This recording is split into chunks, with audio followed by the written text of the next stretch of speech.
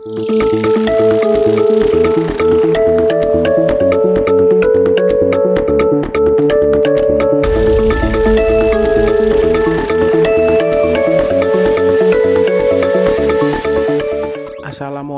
warahmatullahi wabarakatuh.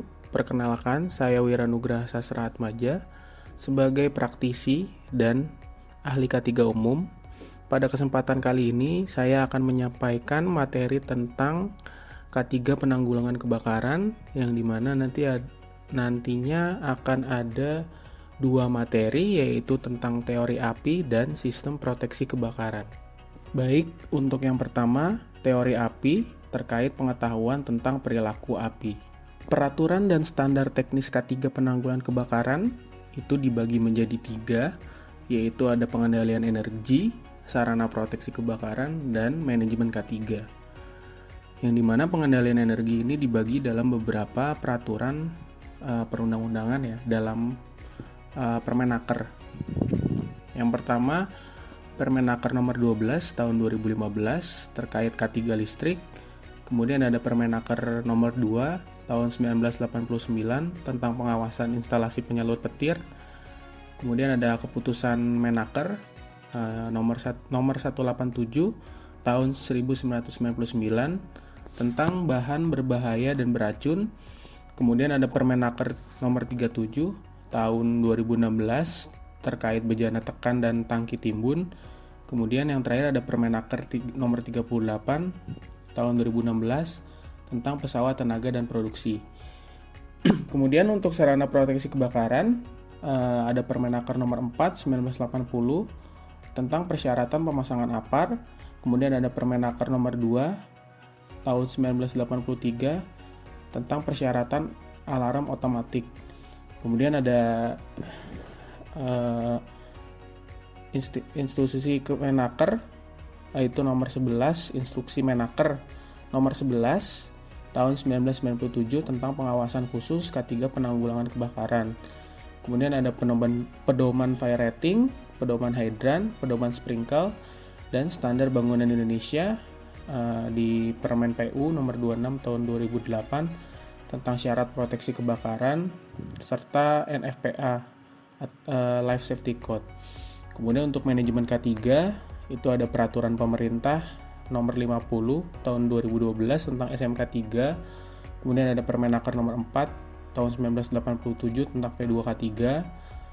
Kemudian ada keputusan Menaker nomor 186 tahun 1999 tentang unit penanggulangan kebakaran di tempat kerja. Apa itu api? Suatu proses kimia, yaitu proses oksidasi cepat yang menghasilkan asap, panas, dan cahaya. Kemudian apa itu kebakaran? Api yang tidak dikehendaki dan tidak dapat dikendalikan dan dapat menimbulkan kerugian baik harta benda maupun korban jiwa. Api kalau kecil bisa menjadi teman, kalau besar bisa menjadi lawan. Ya, bisa kita lihat api kalau misalkan tidak terkendali itu mengakibatkan kebakaran, itu dapat menimbulkan kerugian. Api itu walaupun kecil bisa jadi teman dan bisa bermanfaat bagi masyarakat atau kita semua ya. Tapi kalau misalkan sudah besar tidak terkendali, itu bisa menimbulkan kerugian maupun kematian. Baik, bagaimana proses terjadinya api? Nanti mungkin di slide berikutnya ada namanya segitiga api. Tapi sebelum ke situ, pada dasarnya api itu dimulai adanya bahan bakar, kemudian udara, dan ada sumber panas yang cukup atau panas. Pada dasarnya bahan bakar itu biasanya memiliki titik nyala, kemudian ditambah udara itu dihasilkan dari oksigen yang cukup, kemudian lingkungan bisa terbakar. Nah, dari lingkungan yang bisa terbakar itu ditambah lagi adanya panas atau sumber panas yang cukup. Contohnya seperti apa? Contohnya mungkin seperti gundukan atau sekumpulan daun-daun kering ya.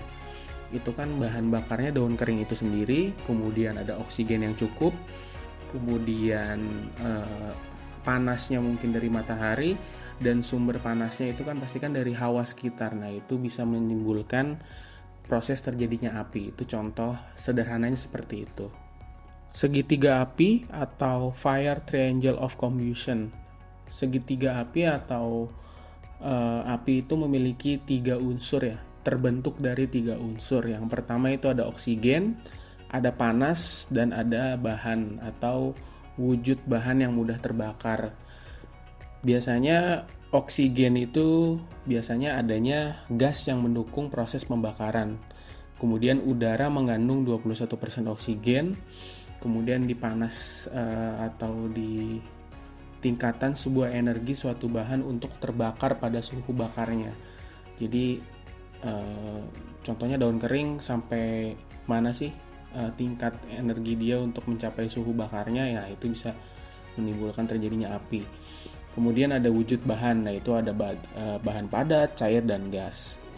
Apabila ketiga unsur ini tidak ada salah satunya, ya mungkin tidak akan terjadinya api atau proses pembakaran seperti itu. Ya, dilanjut terkait segitiga api untuk detailnya ya.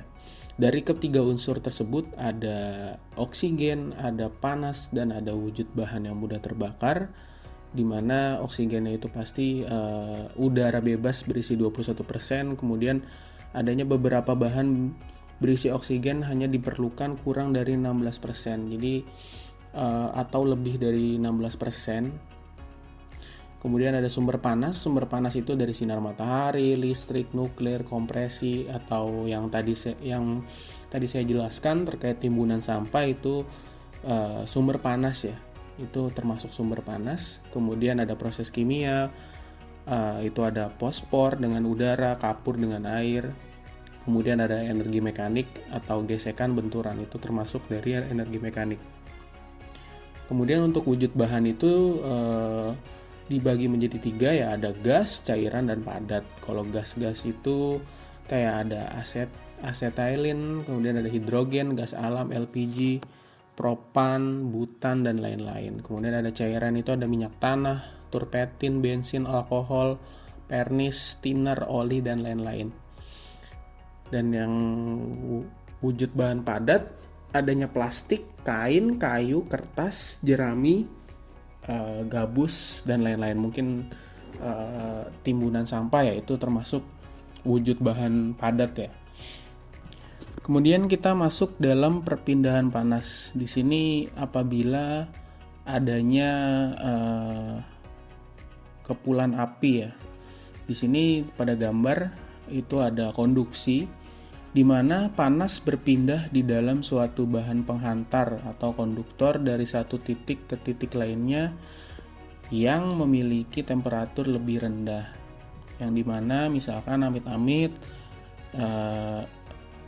di bawah kita atau ruangan di bawah kita itu ruangan di bawah kita itu ada terjadinya atau kebakaran ya.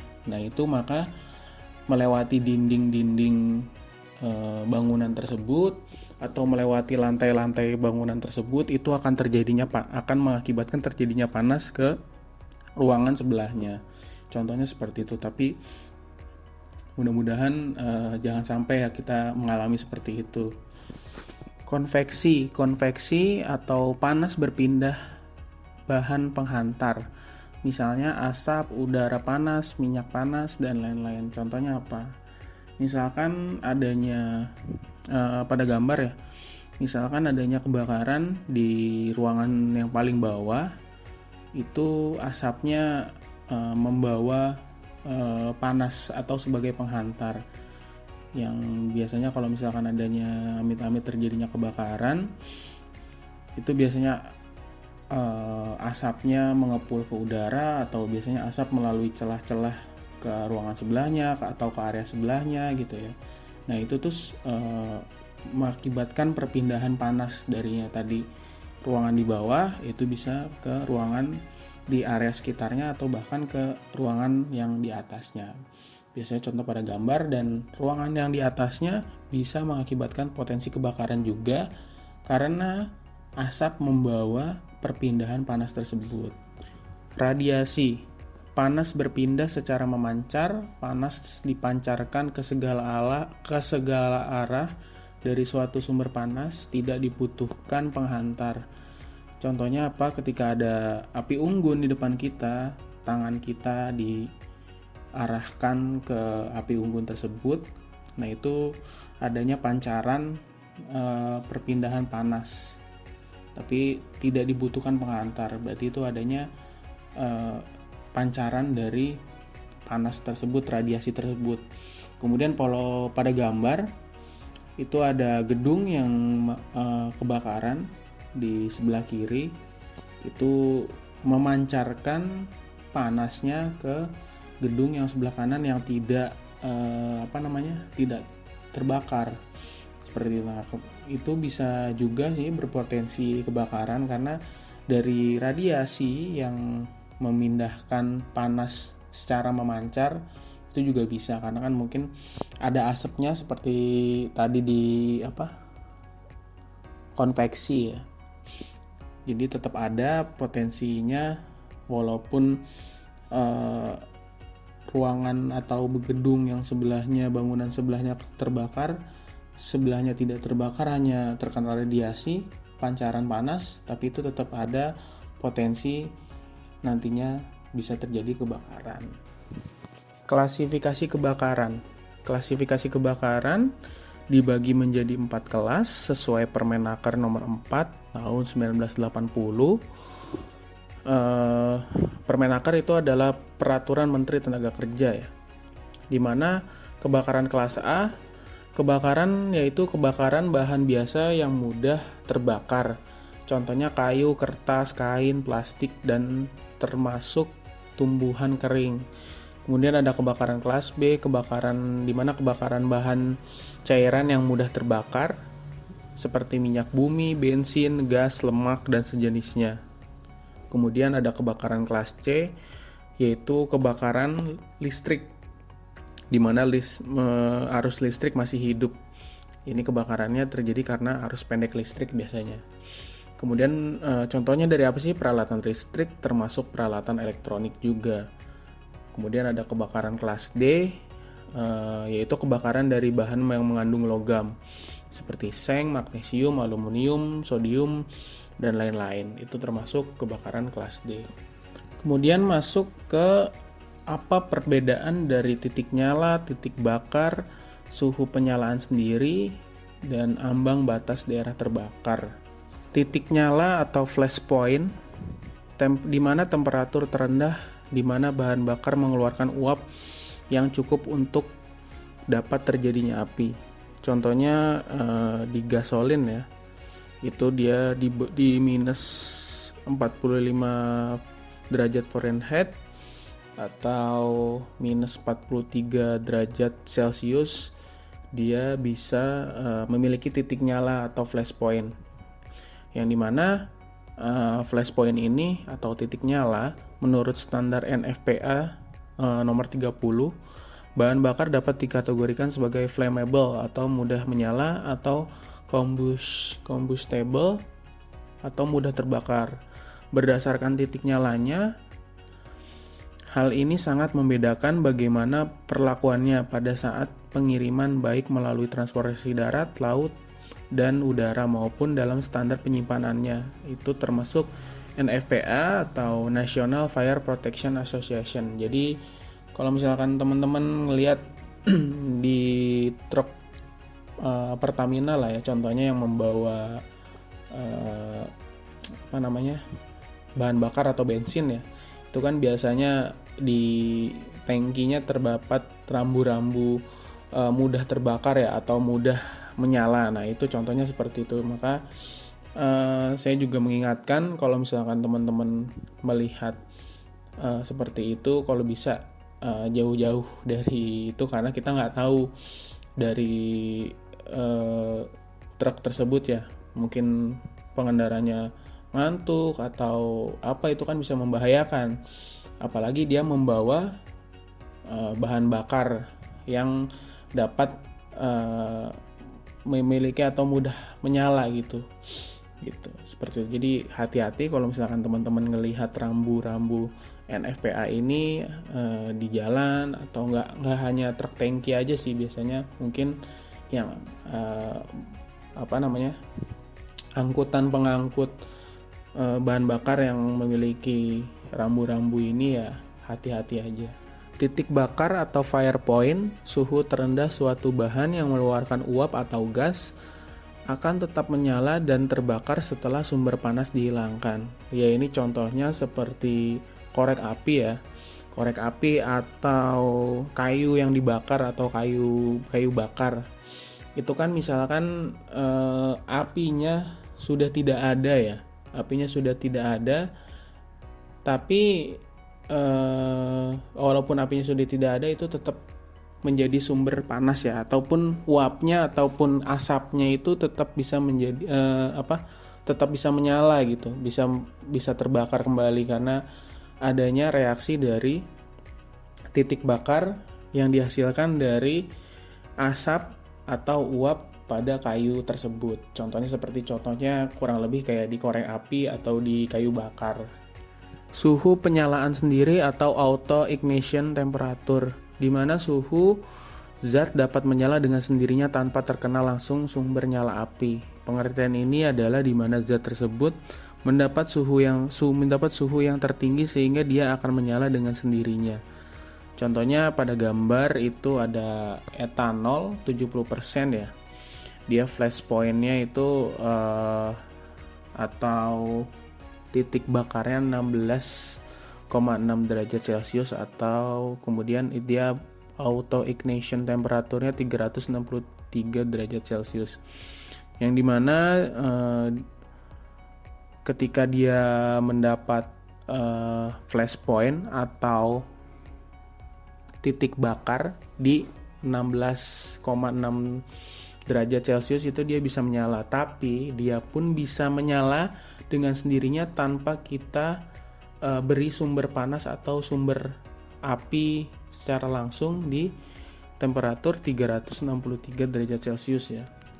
Mungkin kalau di bensin auto ignitionnya dia 280 derajat Celcius lebih rendah, tapi flash point-nya dia ketika mendapatkan suhu minus 43 derajat Celcius dia bisa menyala kalau misalkan dikasih atau diberi titik bakar di 43 derajat atau di minus 43 derajat Celcius. Tapi ketika dia menyala sendirinya tanpa kita beri api, itu dia di 280 derajat Celcius, maupun contoh-contoh yang lainnya seperti di diesel, jet fuel ataupun di parafin ya. Ambang batas daerah terbakar atau flammable range, di mana batas antara minimum dan maksimum konsentrasi bahan bakar di udara normal yang dapat menyala atau meledak setiap saat bila diberi sumber panas. Apabila pada gambar di sini ada contoh grafik mungkin lah ya. Di bawah itu ada oksigen 21% sampai kurang lebih 16%, dan ada low explosive limit dan low flammable limit, kemudian ada upper explosive limit dan ada upper flammable limit, dimana itu daerah bisa terbakarnya di area sekitaran yang diberi garis warna merah muda ya. Kemudian ada daerah jenuh yang flammable gas, dan ada daerah yang minim flammable gas. Contohnya mungkin metana 5% untuk low explosive limitnya, kemudian batas atas untuk upper explosive limitnya itu dia 15%. Berarti kalau bisa dibilang batas atau ledakan limitnya ketika metana itu di bawah atau batas bawahnya sebesar 5%. Kemudian untuk batas atasnya untuk upper explosive limit itu sebesar 15%. Kemudian untuk etana itu mungkin lebih rendah lagi ya. Dari metana itu 3,2%, dia sudah bisa meledak lah, atau sudah bisa menyala. Kemudian untuk batas atasnya untuk upper explosive limitnya itu dia di 12,5%. Kemudian propana lebih rendah lagi 2,2%, dan batas atasnya itu dia di 9,5%. Seperti itu ya, mungkin bisa dibaca dari per tabel kemudian dimasukkan dalam grafik flammable range ini. Yang berikutnya kita masuk ke tahap pengembangan api. Dari tadi mulai masuk ke teori api itu kalau kecil jadi teman, besar itu jadi lawan. Kemudian ada tahap-tahap atau beberapa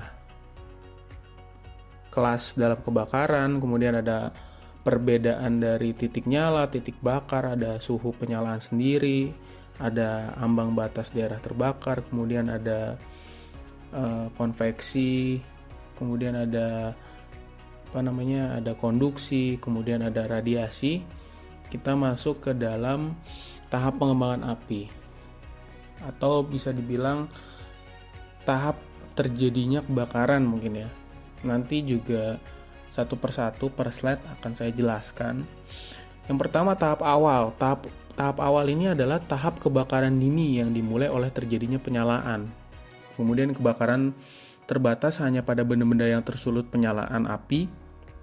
Kemudian asap dan gas hasil pembakaran mulai dihasilkan dan terkumpul di langit-langit ruangan. Perubahan dari tahap ini ke tahap selanjutnya akan terjadi rollover. Nanti pun juga ada contoh gambarnya ya di slide berikutnya.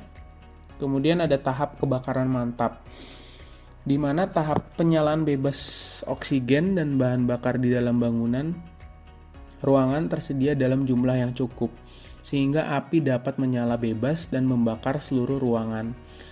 Dan ini terjadinya flashover atau seisi ruangan memiliki titik nyala yang hampir sama, akan menyala secara bersamaan.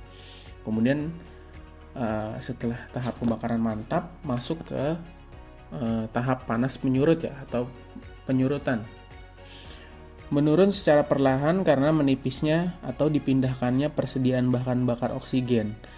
Kemudian disediakannya bahan bakar baru akan membuat tahap pengembangan awal yang kedua. Nah ini di tahap penyurutan ini itu ada tuh potensi terjadinya balik lagi ke tahap awal yang mengakibatkan namanya ada potensi backdraft atau masuknya oksigen menyebabkan kobaran api disertai ledakan dan api kembali ke tahap mantap. Contoh pada gambar ini merupakan tahap awal di mana temperatur ruangan sedikit di atas 100 derajat Fahrenheit atau 38 derajat Celcius, itu sudah cukup panas ya. Kemudian ada gas panas naik, kemudian udara ruangan berkisar 20% oksigen. Nah ini kalau misalkan kita kembali ke segitiga api, unsurnya sudah ada ya. Yang pertama oksigennya itu udah 20% oksigen. Kemudian sumber panasnya sudah ada tuh, temperatur ruangan di atas 38 derajat Celcius sudah panas, dan adanya beberapa wujud bahan yang mudah terbakar. Nah ini sudah disergambarkan pada gambar ya. Kalau misalkan segitiga api pada ruangan ini sudah ada gitu. Makanya kalau misalkan teman-teman di ruangannya panas, kemudian gak ada sirkulasi udara yang baik, nah itu hati-hati tuh. Biasanya nantinya bisa terjadinya kebakaran ke bahan mudah yang terbakar atau arus konsletting listrik kalau misalkan memang tidak ada hawa yang sirkulasi udara yang baik. Kemudian masuk ke potensi rollover, di mana potensi rollover ini kebakaran atau api menyala bebas, asap dan gas yang sangat panas berkumpul di permukaan langit-langit. Nah ini potensi rollover ini di mana sudah kebakaran ya, sudah hampir mau kebakaran. Maksudnya sudah dari api yang kecil tadi itu kan menyebabkan asap yang menggumpal ke langit-langit ruangan atau bangunan. Itu menyebarkan radiasi ya kepada setiap ruangannya, itu bisa mengakibatkan potensi penyalaan api secara bersamaan. Nanti di slide berikutnya ada. Nah ini sudah rollover. Rollover ini Uap yang sangat panas menyala, kobaran muka api melintas di langit-langit. Nah, yang tadinya tahapan roll over hanya asapnya yang di langit-langit ruangan, kemudian di roll over asapnya sudah membawa api, sehingga di sini potensi kebakaran yang lebih besar sudah dapat terjadi ya teman-teman. Dan di sini petugas damkar biasanya sudah datang dan mensterilisasikan area yang terbakar pada ruangan atau bangunan yang terbakar. Jadi sudah akan proses tahap mantap ini. Tahap keadaan mantap yang tadinya roll over, asap-asap membawa sumber panas api ya. Di sini temperatur ruangan sudah berkisar 700 derajat Celcius, panas terakumulasi di daerah-daerah bagian atas, suplai oksigen sudah tinggi, keterlibatan api sudah penuh, di mana sudah memiliki potensi semuanya akan ke tahap yang tadinya hanya sofanya saja yang menyala, ini potensinya sudah ke semua atau satu ruangan. Bahan-bahan yang bisa terbakar atau mudah terbakar ini bisa semuanya terbakar secara bersamaan. Ya, potensi flashover, meningkatnya panas, pemanasan isi ruangan mencapai temperatur penyalaan. Nah, yang ini saya bilang tadi, semua ini potensi flashover ini hampir semuanya bahan-bahan yang mudah terbakar bisa terbakar secara bersamaan karena meningkatnya panas pada setiap atau pada satu ruangan ya. Temperatur penyalaan mencapai pemanasan yang maksimal.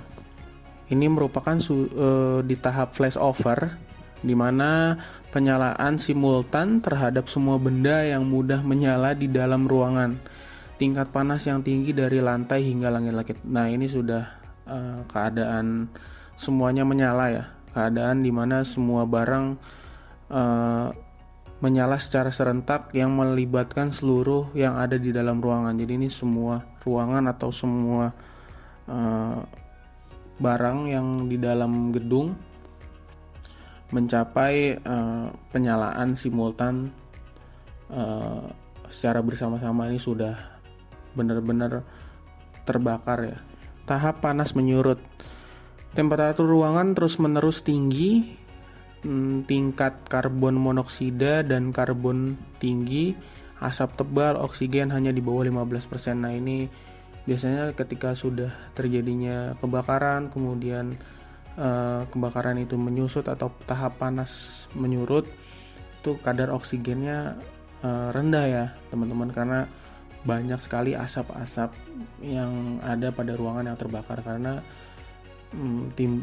tidak bisa bernapas ya. Dan biasanya pemadam kebakaran atau tim penyelamat itu biasanya kalau di tempat kebakaran itu dia biasanya sudah pakai tabung oksigen ya, karena untuk membantu pernapasan, karena apabila tidak memakai tabung oksigen juga berbahaya karena kan oksigennya di bawah 15%, itu potensi pingsan, potensi asap langsung masuk ke paru-paru itu sangat tinggi ya teman-teman, karena tidak adanya oksigen yang besar itu. Dan ini oksigennya sudah minim di ruangan yang kebakarannya sudah mulai menyurut.